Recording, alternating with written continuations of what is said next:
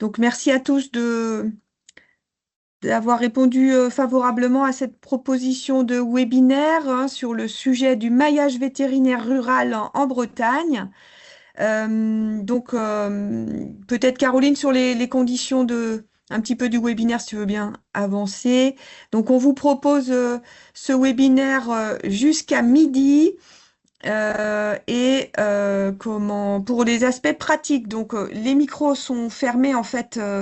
Néanmoins, il est possible de les activer si nécessaire. En tout cas, nous pouvons le faire. Vous avez la possibilité d'utiliser la conversation pour partager vos réflexions ou vos questions. Et on vous informe que ce webinaire est enregistré et qu'il vous sera possible de le retrouver en replay d'ici début de semaine prochaine. On vous enverra le replay. Voilà nous avons prévu ce webinaire en 3 temps avec une première partie qui est plutôt autour d'un état des lieux de la situation du maillage vétérinaire et un partage autour de l'enjeu de ce maillage pour la Bretagne. Nous aurons un temps de questions-réponses à la fin de la seconde partie et une troisième partie qui est plus liée aux actions qui sont possibles, notamment avec vous, les collectivités territoriales. Avant d'aller plus loin, je vais laisser la parole à Jean-Pierre Clément, notre élu en charge de ce sujet à la Chambre d'agriculture de Bretagne.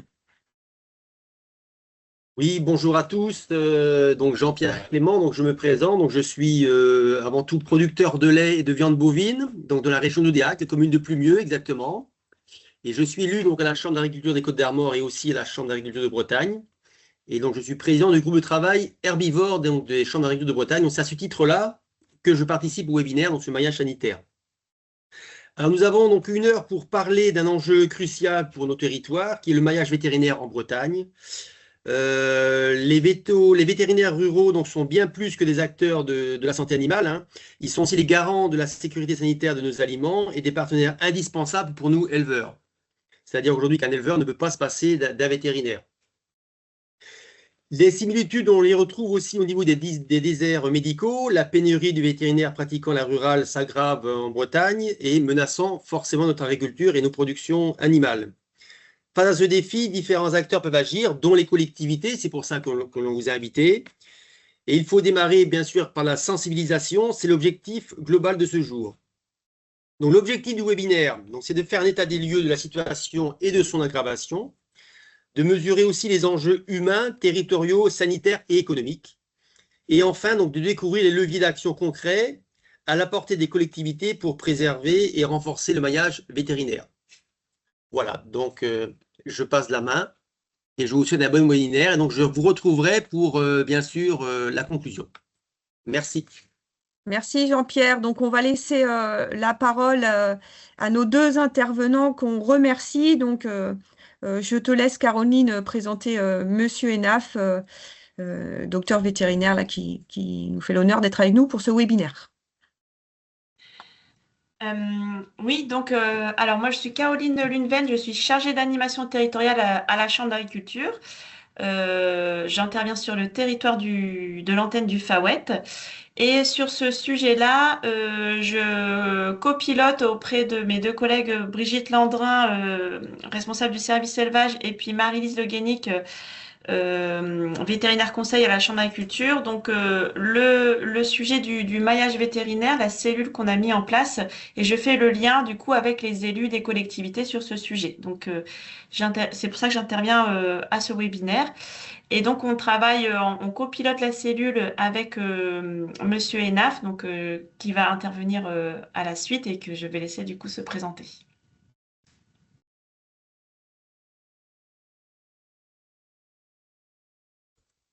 Oui, donc bonjour à tous, Philippe Enaf, donc je suis vétérinaire. J'exerçais donc jusqu'au milieu de l'année donc 2025 là, donc à Planquette dans les Côtes-d'Armor, dans une clientèle mixte avec une partie donc d'activité rurale importante. Et donc je suis président du Conseil de l'Ordre des vétérinaires. Donc c'est à ce titre-là que je participe à cette étude là sur le maillage vétérinaire. Il y a une collaboration entre la Chambre d'agriculture et l'ordre au niveau national, et donc on l'a appliqué à la Bretagne. Donc, on va commencer. Je pense que, l'importance du maillage vétérinaire en Bretagne. Donc, longtemps, on avait pensé que la Bretagne n'était pas concernée par le problème de la désertification vétérinaire. On connaissait ça pour les médecins, mais donc pour les vétérinaires, on pensait que c'était lointain. Et en fait, il faut bien se rendre à l'évidence. Depuis quelques années, là, le problème de désertification est de plus en plus concret. Donc, c'est le sujet d'aujourd'hui. Alors, je vais peut-être d'abord commencer par vous présenter un peu la profession vétérinaire, parce que vous n'êtes pas forcément au fait de l'exercice vétérinaire. Donc, la profession vétérinaire est une profession qui présente des multiples facettes. Il y a plein d'activités possibles. Donc, il y a des vétérinaires qui exercent auprès d'animaux, donc soit des animaux de compagnie.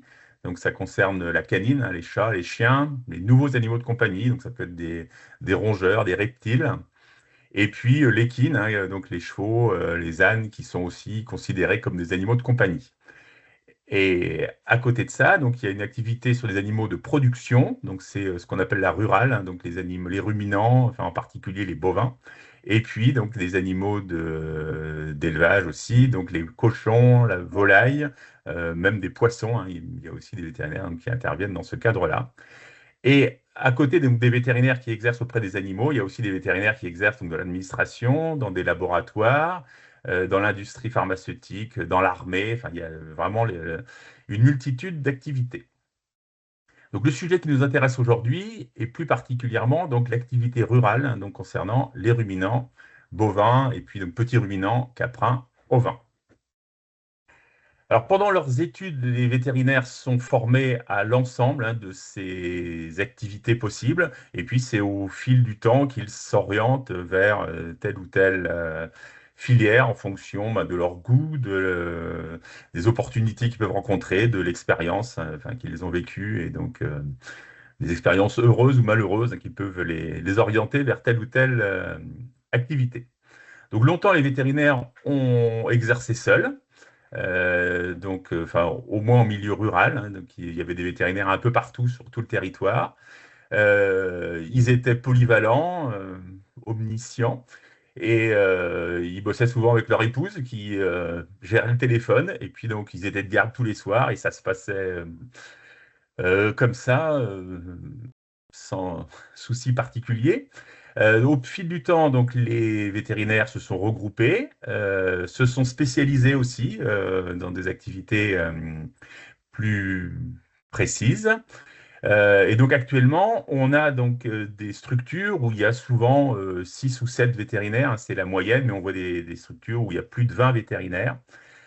Donc certains sont des généralistes et d'autres ont des activités très très spécifiques, comme certains font de la dermato uniquement, de l'ophtalmologie, de la chirurgie osseuse, et certains sont plus actifs donc, au niveau de la rurale, des vaches.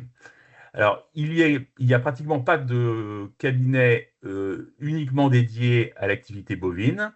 Donc, il y a soit des structures qui sont à 100% canines, soit des structures mixtes. Mais ces structures mixtes, dans ces structures mixtes, la part de la rurale est souvent minoritaire.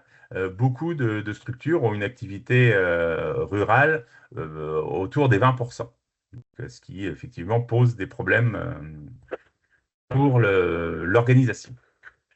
Alors, les vétérinaires en rural ont un rôle donc essentiel et vital pour les élevages, comme vous l'a rappelé Monsieur Clément. Donc, le vétérinaire en exercice rural alors fait des soins courants, ça peut être soins réguliers ou courants. Donc, ça, c'est les animaux malades qui peuvent avoir, pour les vaches laitières, des mammites, des problèmes respiratoires, des problèmes digestifs. En fait, un peu comme un médecin de famille. Il s'occupe aussi des urgences. Donc, alors sur les vaches laitières, sur les vaches en règle générale, c'est les vélages, tout ce qui est lié au vélage, autour. Donc, des hémorragies, des renversements de matrice pour ceux qui sont un peu plus au fait des activités, des chirurgies, donc césariennes, opérations de Cayette, des hernies, des castrations. Ils accompagnent aussi donc les éleveurs dans la gestion de leurs troupeaux, donc dans des activités plutôt, enfin des missions préventives. Donc c'est suivi de la reproduction, des échographies, suivi de la qualité du lait, l'alimentation, le parage, enfin c'est les soins des pieds des bovins. Ils sont également responsables de la pharmacie de l'élevage, donc à la fois en prescrivant et en délivrant des médicaments. Donc ils ont un rôle à la fois de médecin et de pharmacien quand on va comparer à l'activité humaine. Donc ça, c'est l'activité, donc enfin, le premier paragraphe. Et les vétérinaires peuvent être également des vétérinaires sanitaires, c'est-à-dire ils sont titulaires d'une habilitation qui est délivrée par le préfet, et ils ont des missions réglementées donc pour le compte de l'État, donc dans le domaine de la santé publique. Les vétérinaires sanitaires donc, sont désignés par des éleveurs et donc font des missions donc, de prophylaxie collective et de police sanitaire, c'est-à-dire des prises de sang, des prélèvements. Et donc, aux côtés des éleveurs, ils gèrent donc, la sécurité sanitaire, donc, notamment en matière de surveillance, c'est-à-dire détecter rapidement des maladies contagieuses, de prévention, donc ça c'est plutôt la biosécurité, et de lutte donc, contre les maladies animales réglementées. Donc, vous avez sans doute entendu parler actuellement là, de la fièvre catarrhale ovine, la FCO, la DNC qui heureusement ne touche pas la Bretagne, mais donc qui est une menace potentielle.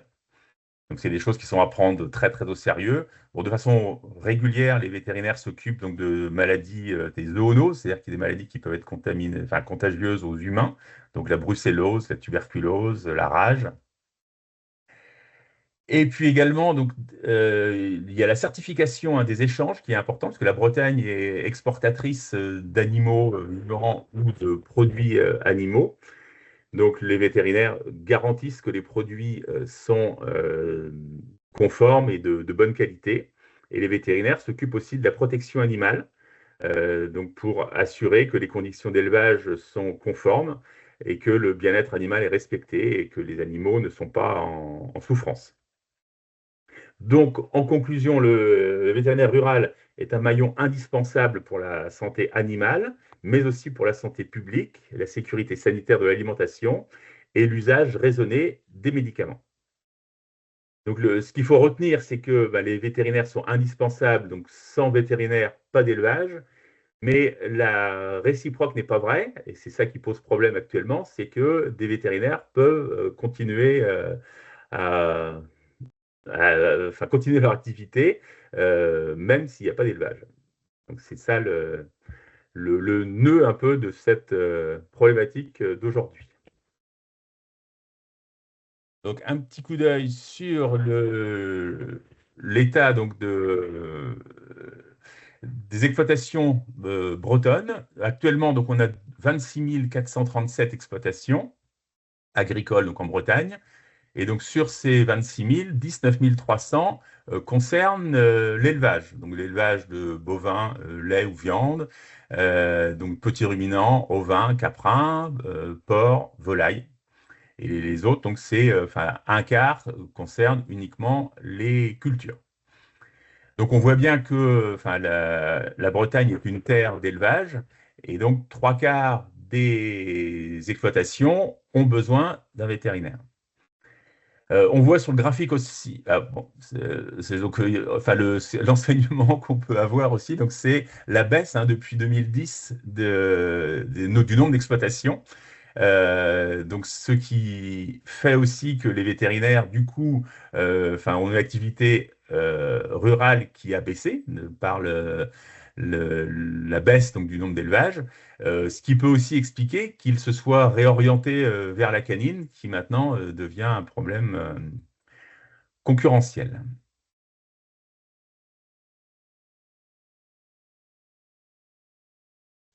Alors, le maillage peut être mesuré par un atlas démographique. Donc, c'est une structure qui qui est créée par l'Ordre depuis donc, 2016. Donc, jusque-là, c'était un document, un genre livre. Et depuis cette année, enfin tout récemment, on a une version dynamique qui vient de sortir. Donc là, par exemple, vous avez la carte avec l'ensemble, enfin tous les points bleus correspondent aux structures vétérinaires qui ont une activité rurale, alors qui peut être très très faible, hein. Donc on voit par exemple un point là, sur Ouessant, hein, au large de Brest, un autre donc sur Groix. Alors là, c'est des activités. Effectivement, il y a une activité sur des petits ruminants, souvent quelques vaches, mais c'est pas ça qui va sauver le maillage breton. Bon, c'est important pour les gens sur l'île qui est effectivement des vétérinaires, mais voilà, ça vous montre quand même que l'ensemble des points ne correspond pas à l'avenir de la rurale en Bretagne. Alors, donc là, vous avez 202 points sur cette carte, et en fait, 99 seulement structures ont une activité vétérinaire, enfin, rurale significative, ce qui fait à peine 25 structures par département. Et alors cette carte, elle est un petit, enfin elle date, hein, donc pour l'instant, c'est pas encore synchronisé au jour le jour, donc elle date de 2024. Et depuis 2024, on a déjà donc des points qui se sont éteints. Et puis on peut avoir aussi quelques petites un biais parce qu'en fait c'est un système déclaratif, donc les vétérinaires déclarent, enfin, ou ont déclaré une activité éventuellement rurale à une époque qu'ils n'exercent, enfin ils ne font plus actuellement. Et si le signalement n'a pas été donné, on peut avoir donc enfin, une carte qui est un peu plus optimiste que la réalité. On voit quand même déjà hein, dans la partie centre-ouest une zone qui quand même commence à se clairsemer de façon un peu inquiétante là, dans la partie donc, Finistère.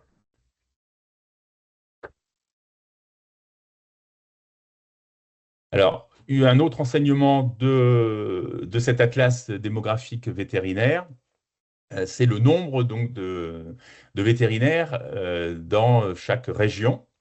Alors, on s'aperçoit donc sur ce graphique que le nombre de vétérinaires augmente. C'est-à-dire que tous les ans, on a une augmentation significative du nombre de vétérinaires. L'État a quand même pris conscience depuis quelques années de la problématique et le nombre de vétérinaires formés en France augmente. Et de plus en plus de vétérinaires aussi, donc maintenant plus de la moitié sont formés dans d'autres pays européens et peuvent venir exercer en France après. Donc on constate que le nombre de vétérinaires a augmenté de 13,3% au niveau de la France. Par contre, en Bretagne, il n'a augmenté, donc il a augmenté aussi, mais uniquement de 9,7%.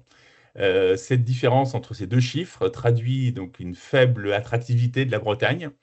Alors c'est vrai que quand on vit en Bretagne, on n'a pas forcément le sentiment que la Bretagne n'est pas attractive, hein. C'est vrai qu'on a le sentiment quand on y vit que c'est la plus belle région du monde.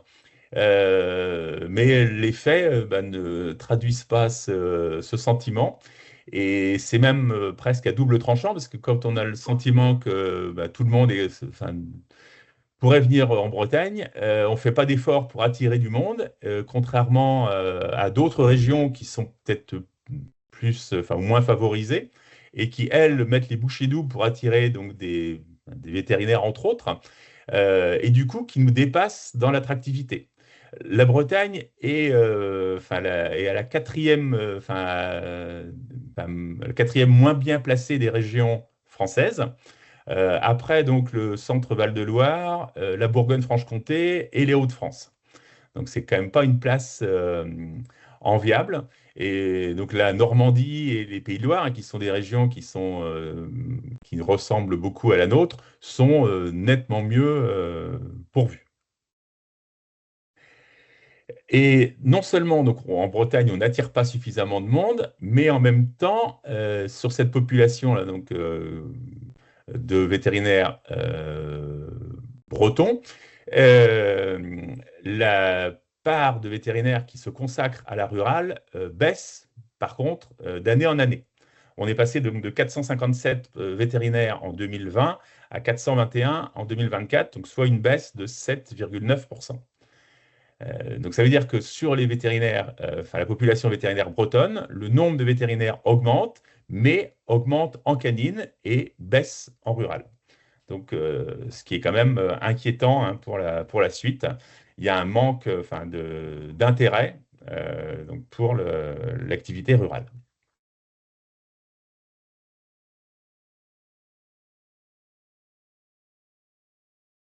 Je vais prendre la suite. Oui.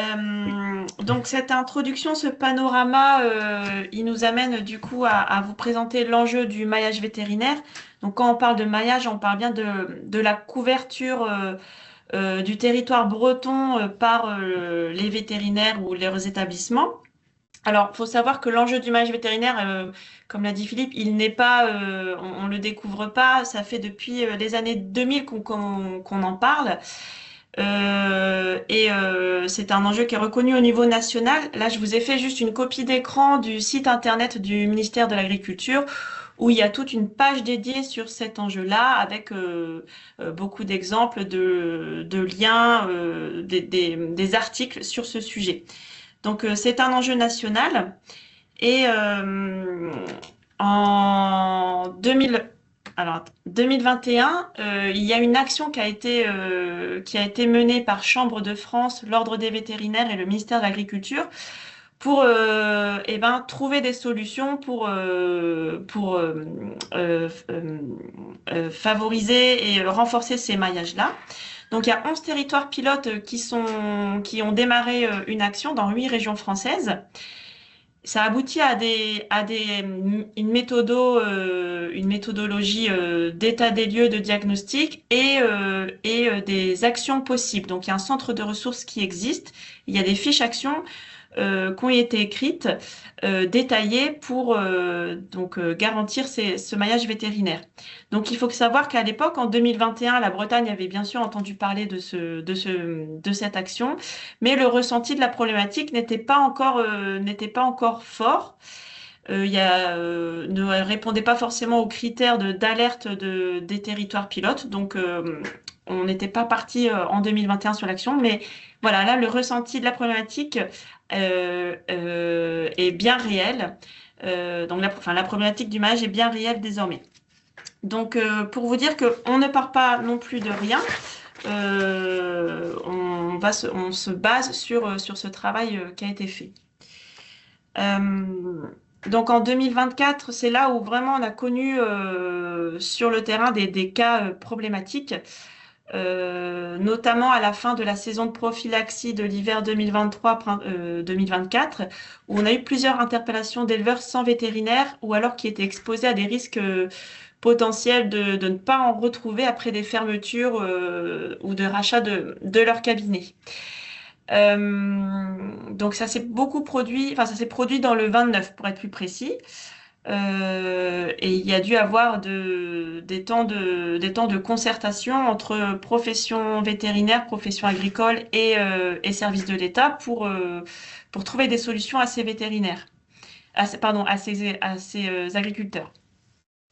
Donc c'est pour ça qu'à la suite de ces problématiques soulevées en septembre 2024, il y a une décision de se pencher plus précisément sur cette problématique.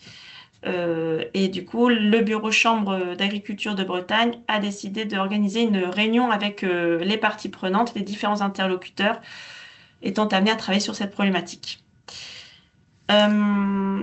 Donc, avant d'aller plus loin pour vous expliquer, on voulait quand même vous réexpliquer ce qui se passe concrètement quand il y a un arrêt d'activité rurale d'un vétérinaire. Donc déjà, il y a une information qui est donnée aux éleveurs clients de la clinique. Alors, dans le meilleur des cas, cette information, elle est donnée bien en amont de l'arrêt de l'activité, mais c'est pas toujours le cas parce que des fois, on a aussi des personnes qui sont qui sont aussi à bout de leur activité et ça peut être une décision un peu précipitée. Donc, mais en tout cas, l'information est donnée. Les agriculteurs, les exploitants retrouvent dans la plupart des cas et actuellement, on souligne bien ce mot-là, ils trouvent une solution en périphérie avec les établissements aux alentours.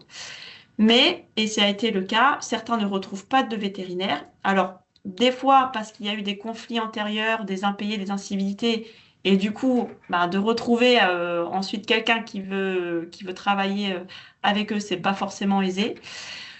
Et aussi parce que les clientèles alentours sont saturées ou c'est des petits détenteurs qui sont plus compliqués à reprendre dans une clientèle.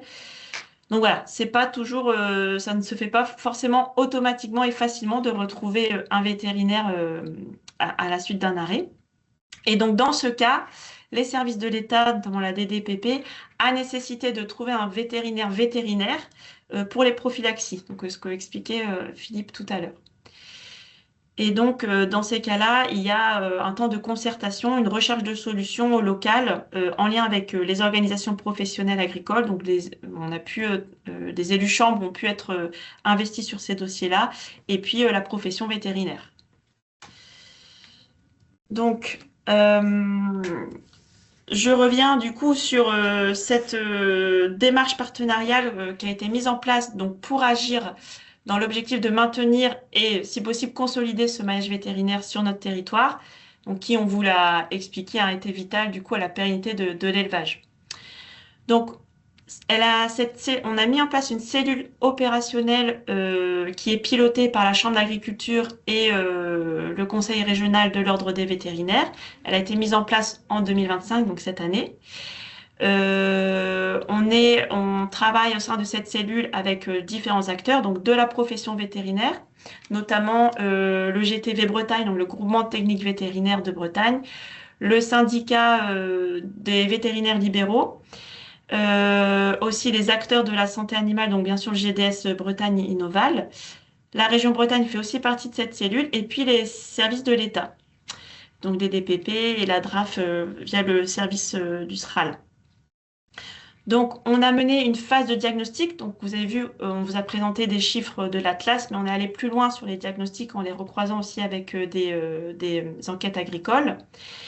Et on a voulu analyser plus finement le risque de rupture de ce maillage et comprendre pourquoi on avait ce risque de rupture. Donc là, il y a une enquête qui a été faite auprès des établissements vétérinaires sur l'été, qui nous a permis d'identifier les zonages bretons avec des degrés d'urgence d'action différentes et de mieux identifier les raisons de cette désertification du maillage et donc du coup en fonction de ces zones d'action, de ces zones d'urgence de définir des plans d'action affinés mais à partir toujours du travail régional qui a été mené et les fiches actions du projet national.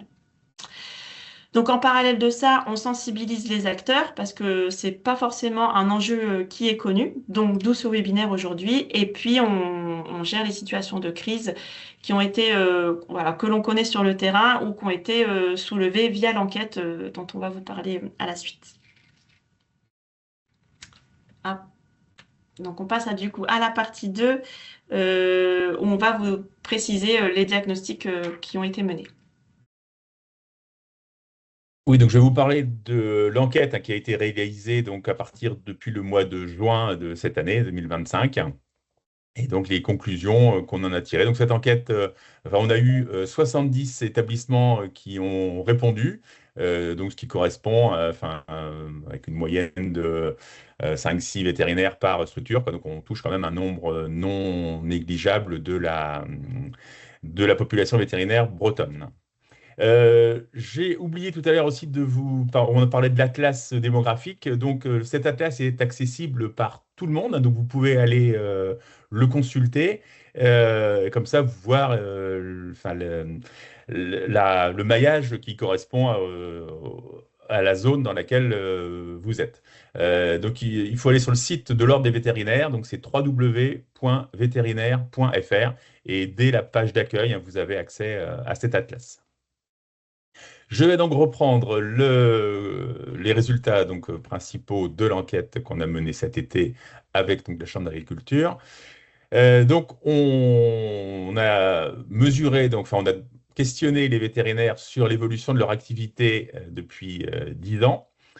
Et alors, vous voyez sur le graphique hein, que la seule activité qui est en fort développement, c'est l'activité canine. Donc on a eu 58 réponses hein, de vétérinaires disant que leur structure se développe en canine, euh, alors qu'il y a uniquement 7 structures qui sont stables et aucune n'est en baisse pour l'activité canine. Par contre, donc, quand on voit pour les ruminants, on s'aperçoit que donc, beaucoup de structures sont stables, que très peu sont en augmentation, hein. On en a 11 simplement, donc c'est le plus petit chiffre des trois, et que 16 sont en baisse, quoi, hein. Donc, bon, ce qui confirme le sentiment qu'on avait. Donc les autres activités, hein, que ce soit donc, l'équine et enfin, ce qu'on appelle industriel, donc c'est-à-dire ces porcs et volailles, c'est pareil, hein, il n'y a absolument pas d'engouement pour cette activité-là, quoi, hein. À part la canine, aucune activité ne tire son épingle du jeu. Donc c'est ce qu'on appelle la caninisation. Alors le nom n'est pas très très heureux, mais enfin bon, ça traduit le fait que la profession vétérinaire s'oriente majoritairement vers une activité canine. Donc en particulier chez les jeunes, qui sont naturellement beaucoup plus attirés par la canine. Donc c'est là-dessus qu'il va falloir effectivement faire des efforts.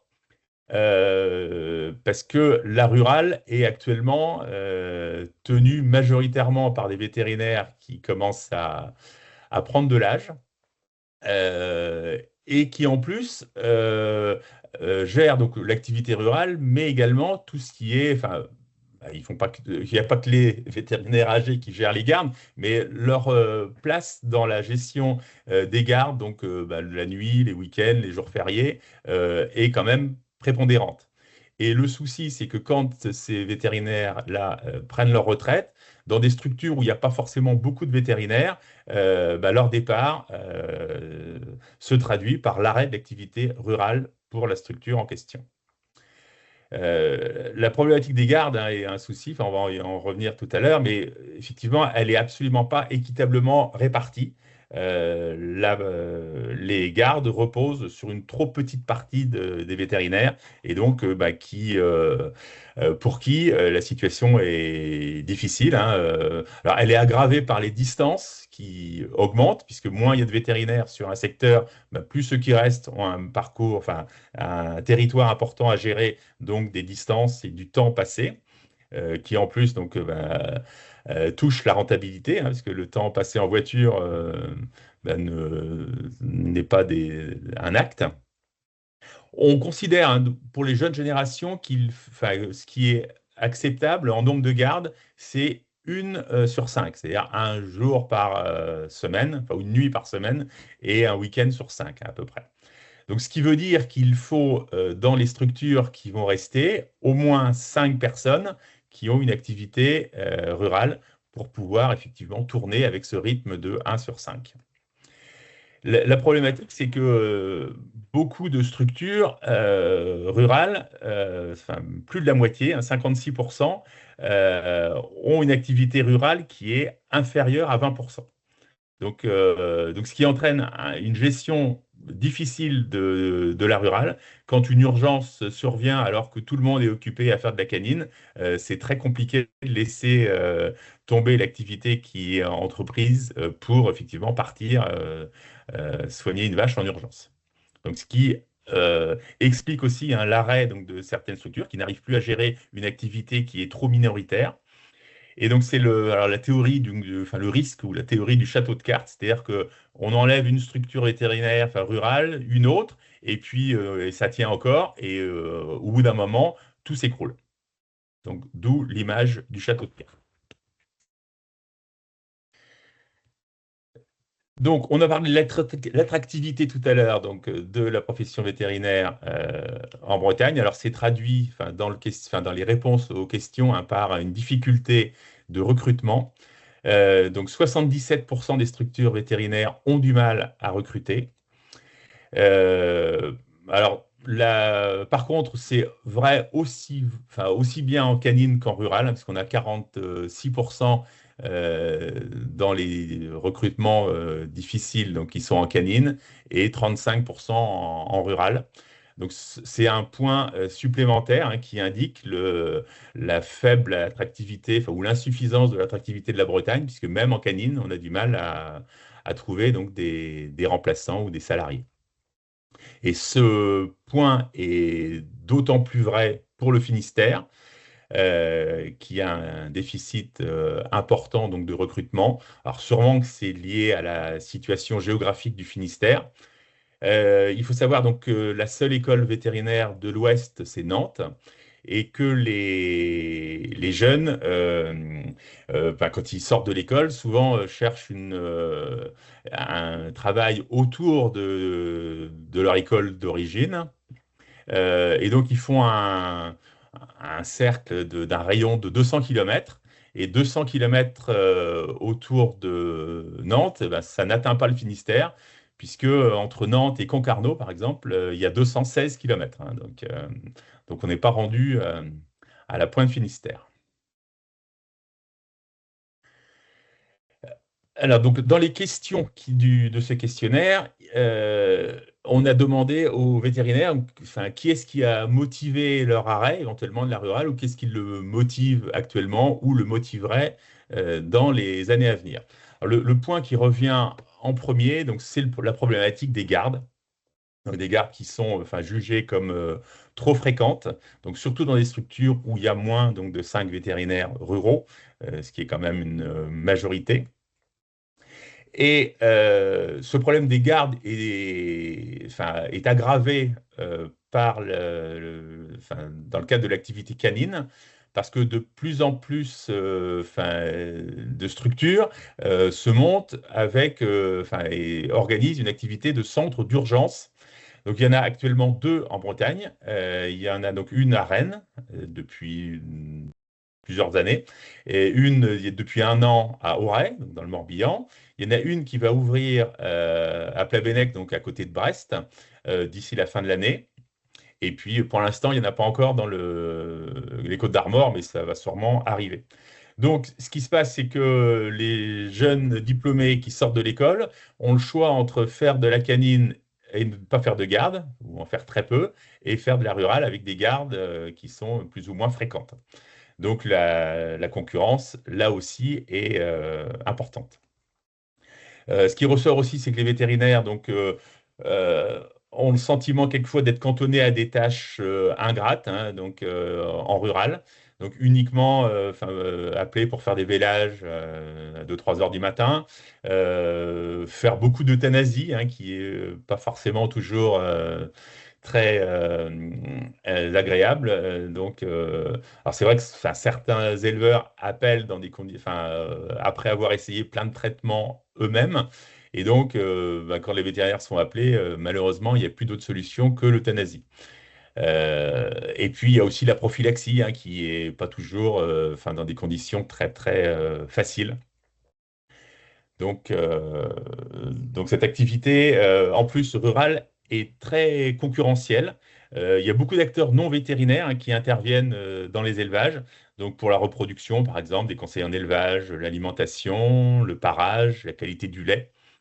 Et donc, c'est des domaines qui peuvent échapper aux vétérinaires et qui aggravent le fait qu'il est difficile d'avoir 5 vétérinaires à avoir une activité rurale dans une structure vétérinaire, par manque donc d'activité.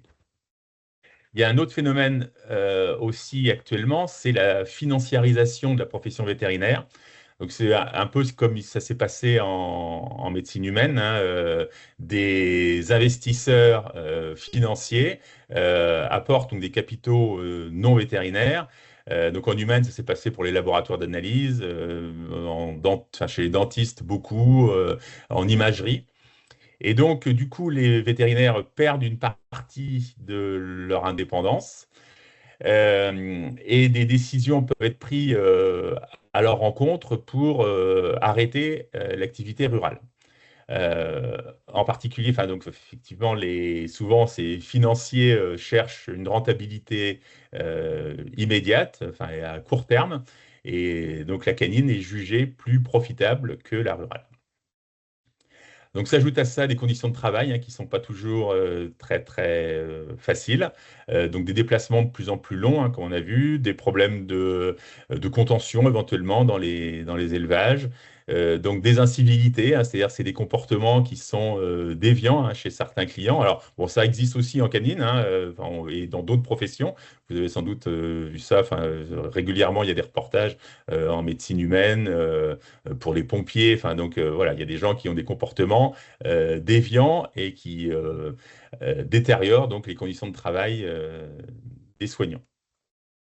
Et puis donc, on a des problèmes donc, pour les employeurs de recrutement et pour les jeunes éventuellement, des problèmes de logement, de conditions d'accueil. Donc tout ça ressort de cette enquête pour montrer donc les difficultés et les motivations du désengagement de la rurale de la part des vétérinaires. En conclusion donc, de cette enquête, donc, le point principal, donc, c'est la caninisation de la profession. Et le problème, c'est que sans vétérinaire, il ne peut pas y avoir d'élevage. Les jeunes diplômés donc, qui ont des aspirations qui peuvent être différentes de celles de leurs aînés. Donc le problème des gardes. Donc ce qu'ils souhaitent aussi, c'est faire pas uniquement des urgences, mais avoir donc des services assez variés. Alors c'est pas une critique du salariat, mais effectivement, il y a une attente maintenant, quelle que soit la profession, d'un meilleur équilibre vie publique, vie professionnelle, vie privée. Et donc, les jeunes souhaitent passer moins de temps au travail, donc avoir moins d'heures d'activité. Il y a aussi donc un besoin donc d'avoir une activité suffisante, c'est-à-dire effectivement d'arriver à faire vivre 5 vétérinaires ruraux sur une structure vétérinaire. Donc arriver à trouver des activités suffisamment variées pour pouvoir occuper un vétérinaire à temps plein à faire de la rurale et ne pas attendre que les urgences arrivent. Donc, vous concernant, c'est un besoin donc, de promotion du territoire, puisqu'on a vu donc, la faible attractivité de la Bretagne. Et puis, donc, un besoin donc, de garantir et d'aider l'accueil donc, de jeunes vétérinaires, donc, qui commence par des stages, quand ils sont encore à l'école vétérinaire.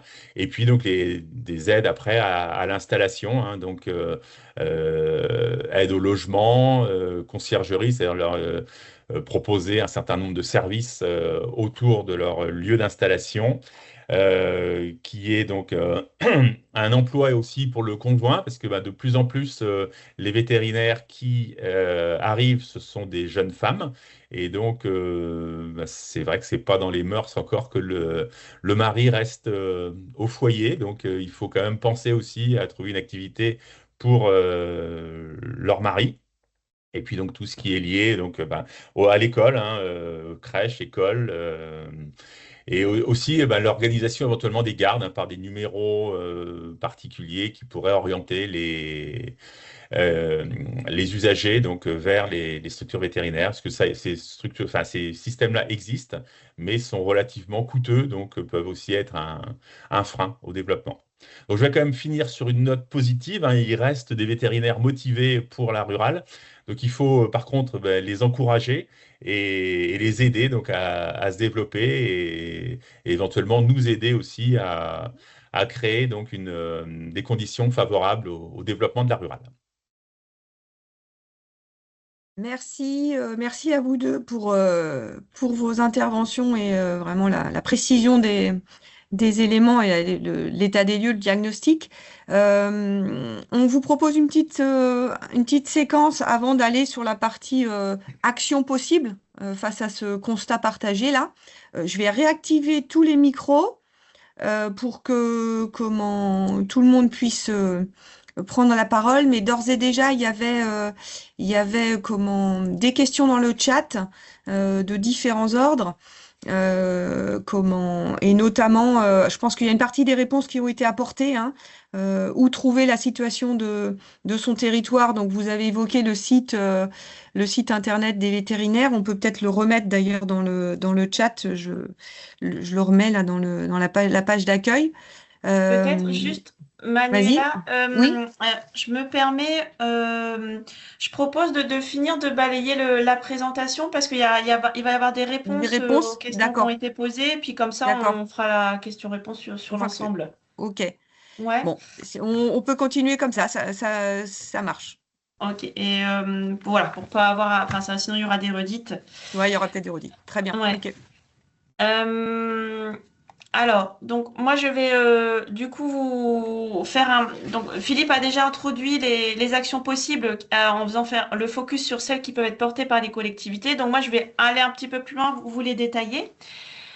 Notamment parce qu'il y a aussi la question sur les zones d'urgence. D'accord.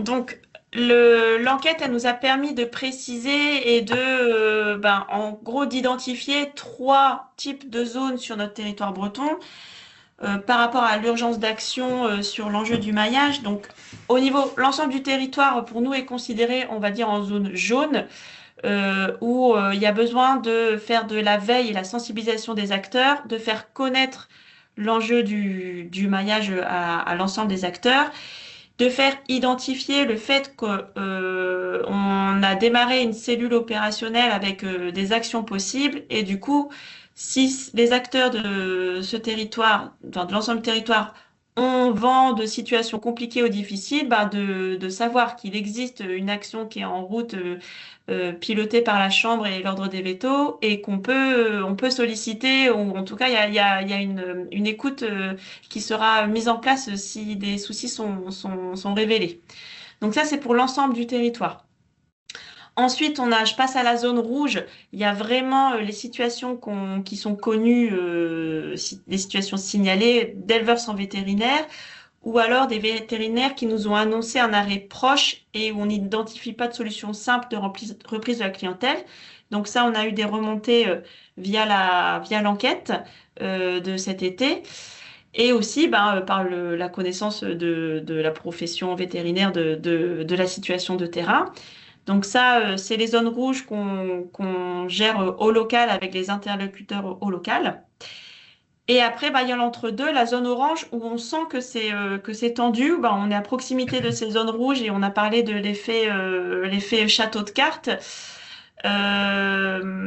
Et là, pour ces zones-là, ce qu'on a identifié, c'est globalement l'ensemble du Finistère est dans cette zone rouge et l'ouest du Morbihan.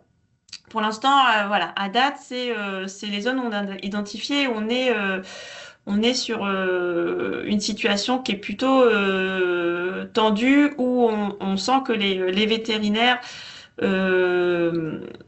sont... Enfin voilà, où la difficulté elle est réelle du fait d'avoir eu des arrêts dans des cabinets, établissements proches ou alors d'avoir des petites structures où la rurale repose sur des vétérinaires en fin de carrière. Donc voilà globalement le zonage. Et donc les actions à engager voilà, il y a différents acteurs qui peuvent mener des actions. Donc là, je vais essayer de vous détailler les profils. Bien sûr, les élus professionnels, vétérinaires et agriculteurs ont à mener des actions, donc démarrer par la sensibilisation et puis mettre les moyens et appuyer pour les plans d'action qui sont décidés. Les collectivités ont des rôles à jouer et peuvent contribuer, je vais le détailler après. La profession vétérinaire a bien sûr des actions à mener en interne, les agriculteurs aussi et les services de l'État. Donc je ne vais pas tout vous détailler, mais voilà, pour vous dire que ça se joue par plusieurs publics, c'est les contributions au maillage. Et donc les collectivités, alors bien sûr, on ne va pas vous demander de travailler par exemple sur les moyens de contention. Donc il y a 2 axes majeurs par contre sur lesquels votre contribution est possible. Donc c'est la partie attractivité, parce qu'on a vu que ça faisait défaut en Bretagne. Donc la partie attractivité et marketing territorial. Et l'autre axe, c'est l'aide à l'installation et à l'accueil de ces soit stagiaires, soit de ces futurs vétérinaires sur nos territoires. Donc là, je vais vous le détailler. Euh, donc sur la partie marketing territorial, donc Philippe l'a dit, mais je l'ai réécrit là. Donc il n'y a pas d'école vétérinaire en Bretagne. Il existe 4 écoles publiques en France. Donc la plus proche est celle de Nantes. Faut savoir qu'il y a une école privée qui s'est ouverte il y a peu, donc il n'y a pas encore d'étudiants qui sont été sortis de qui ont été diplômés de cette école.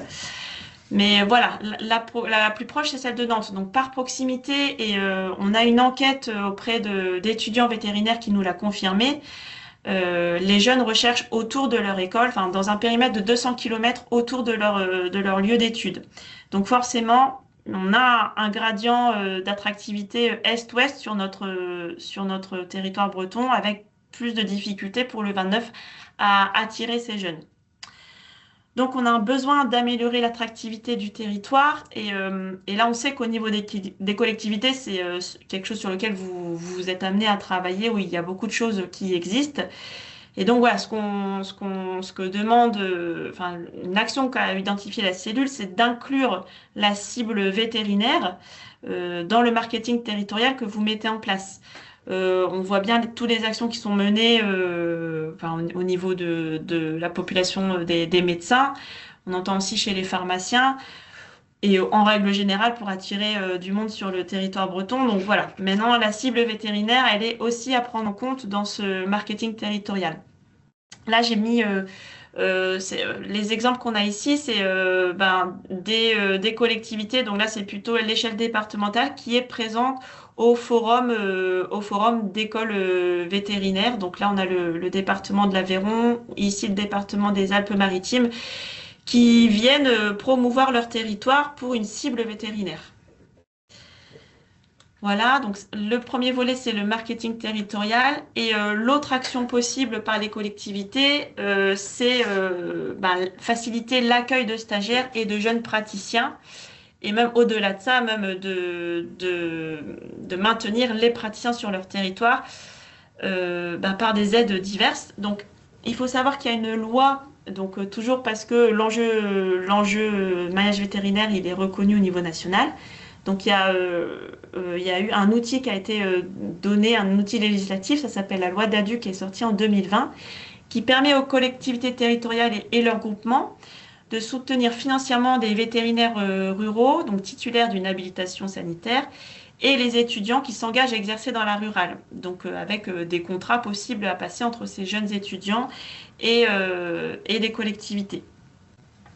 Donc, il y a il y a 2 niveaux, c'est l'aide directement aux étudiants, donc des indemnités de déplacement ou de logement, et des indemnités d'études et de projets professionnels pour un étudiant qui signe un contrat, qui s'engage auprès d'une collectivité, donc avec un contrat à définir entre l'étudiant et la collectivité territoriale qui s'engagerait, l'étudiant s'engagerait à exercer sur ce territoire. Il y a aussi possibilité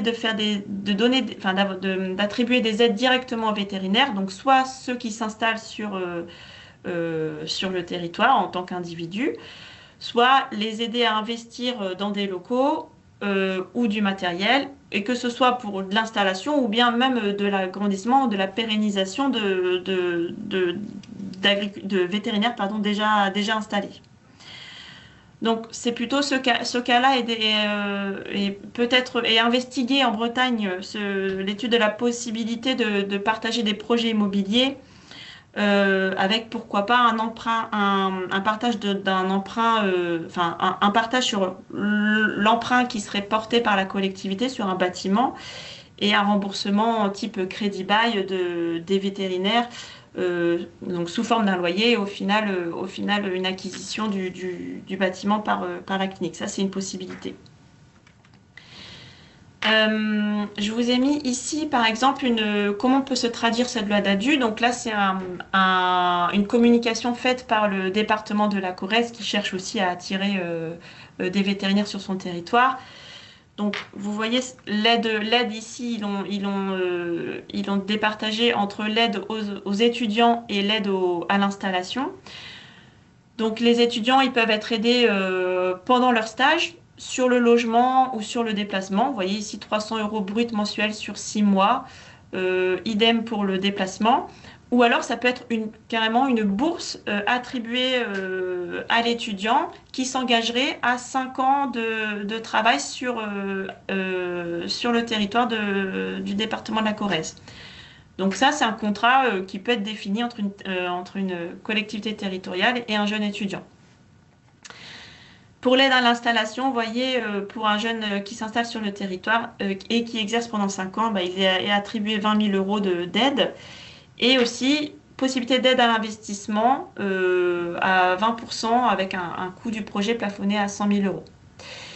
Donc ouais, ça c'est des possibilités, des exemples, et il en existe d'autres qui ont été créés par d'autres départements. Ça peut inspirer des zones où il y aurait des urgences, enfin des actions à mener en urgence.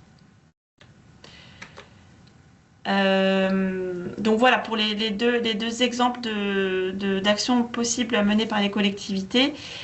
Sachez que sur les zones on va prendre contact d'abord avec les collectivités qui sont dans la zone rouge. Donc on a déjà démarré, notamment dans le Morbihan. Mais voilà, à savoir que ça existe, ces possibilités-là. Le marketing territorial, il peut être inclus si vous êtes inclus dans la zone jaune de sensibilisation. Et on reviendra vers vous sur les cas où les situations sont plus compliquées. Donc là, il y a juste, avant peut-être la partie de conclusion, on peut du coup faire une partie de questions-réponses. Oui, très bien. Merci, Caroline. Voilà, n'hésitez pas à poser vos questions par rapport effectivement à ce qui était inscrit dans les conversations. Il y a déjà des éléments de réponse là qui ont été apportés.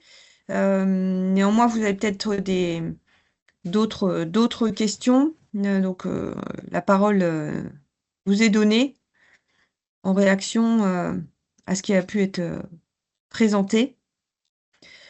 Alors, il y a des questions, si je reprends dans le chat, hein, il y a des questions autour des évolutions là, qui sont en cours, à la fois des situations sur le maintien des animaux, la baisse de l'élevage en Bretagne, qui peut aussi intervenir là dans les débats. Il y a des questions aussi sur l'évolution sanitaire, l'impact de la FCO, notamment sur ce dispositif de maillage vétérinaire. Il y a un niveau de questions autour de ça. Et puis, une autre question sur peut-être l'intérêt voilà, de l'investissement des collectivités, notamment sur les vétérinaires qui travaillent sur les animaux de compagnie. Voilà, est-ce qu'il y a des politiques pour limiter des choix entre le rural et le canin?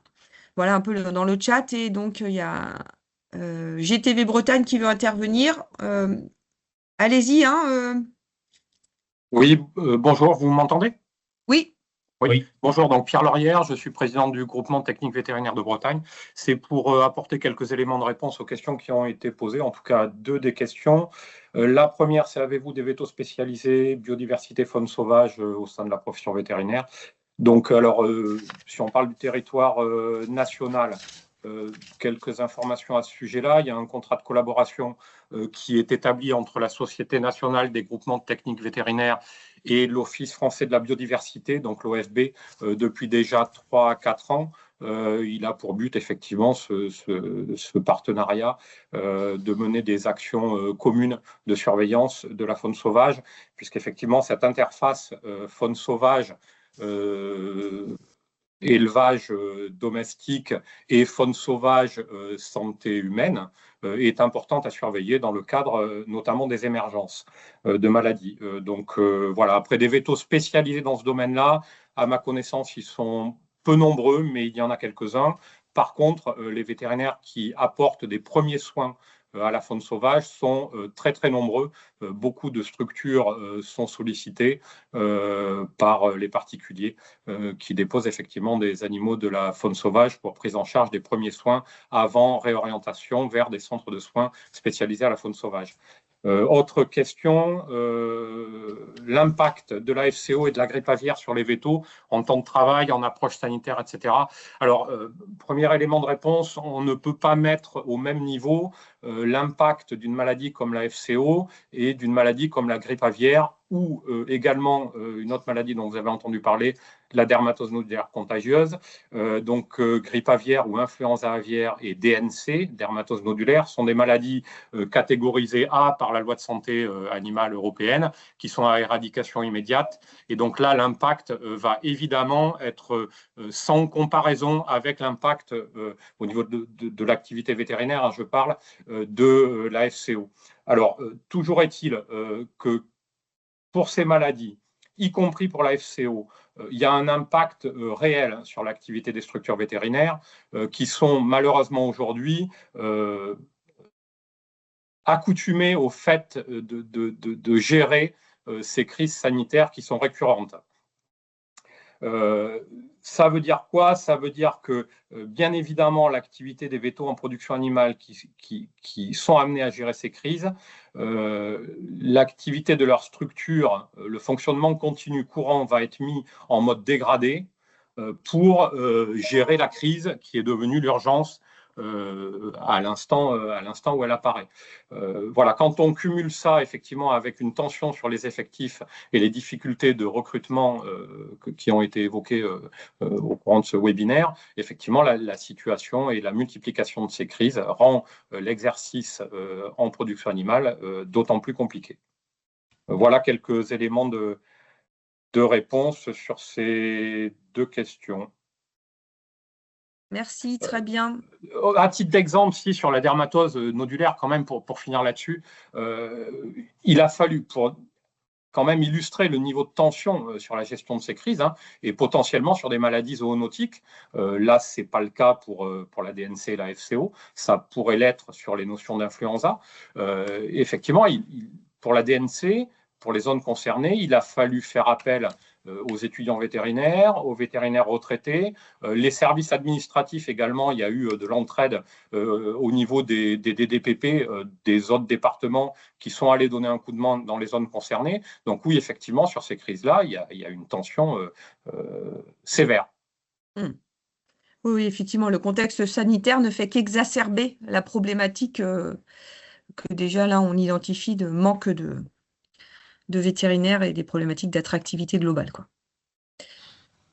Monsieur Enaf, je ne sais pas si en complément sur des réponses, vous souhaitiez apporter quelques éclairages. Alors, j'ai pas, j'ai vu passer des questions au fur et à mesure, là, mais j'ai pas les questions devant moi. Alors, il y a notamment peut-être sur le fait, est-ce qu'il est possible d'agir sur des choix de vétérinaires, de se spécialiser en canin ou en rural? Est-ce qu'on peut imaginer une forme de quota, si je comprends un peu la question? Et puis, pour l'instant, c'est pas prévu.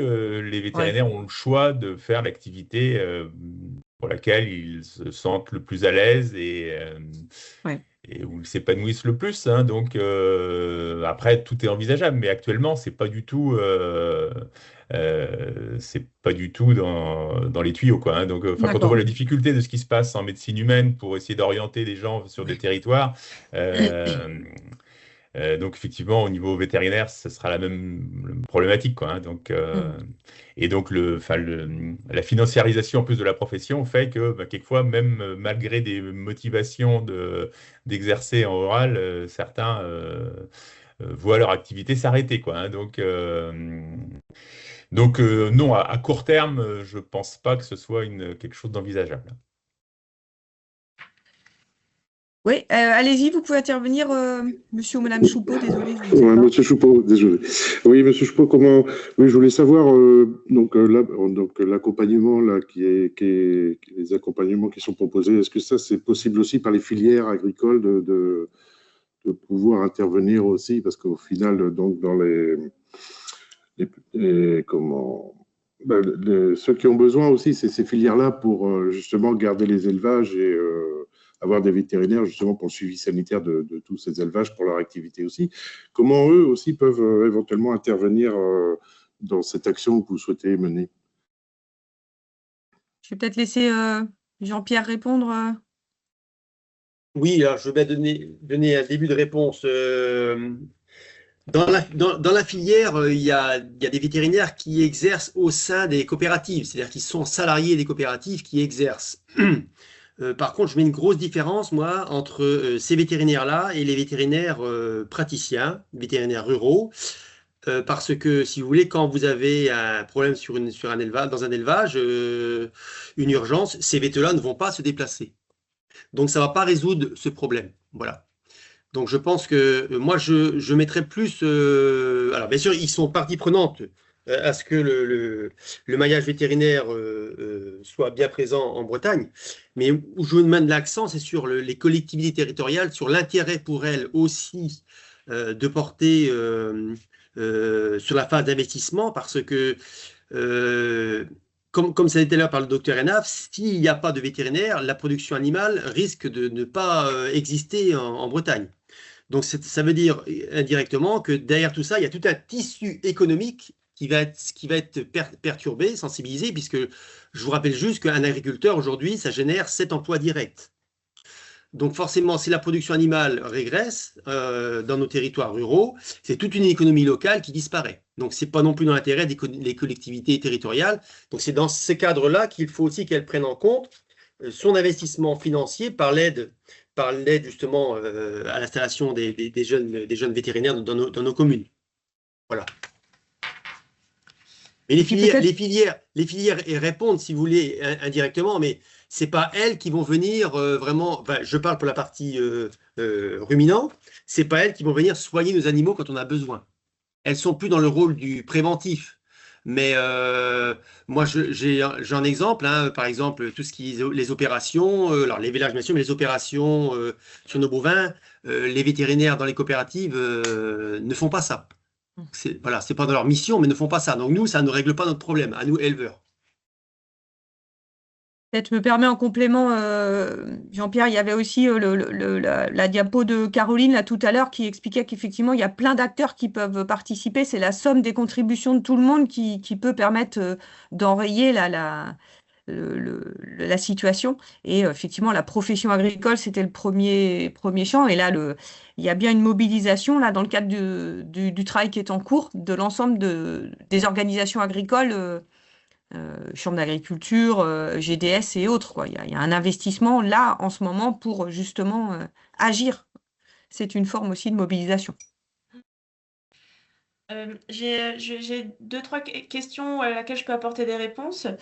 Il y avait sur la demande de la baisse de l'élevage, est-ce qu'elle était réelle ou non? Oui. Donc, en quelques chiffres, alors en exploitation, le recensement général agricole montrait, comme au niveau du territoire, hein, une baisse de 30% du nombre d'exploitations d'élevage entre 2010 et 2020, mais avec des cheptels par contre qui se maintiennent. Donc voilà, avec agrandissement dans les exploitations. Donc le cheptel se maintient, donc quand même autant d'animaux à suivre, avec quand même à noter une légère décapitalisation effectivement sur les 3 dernières années.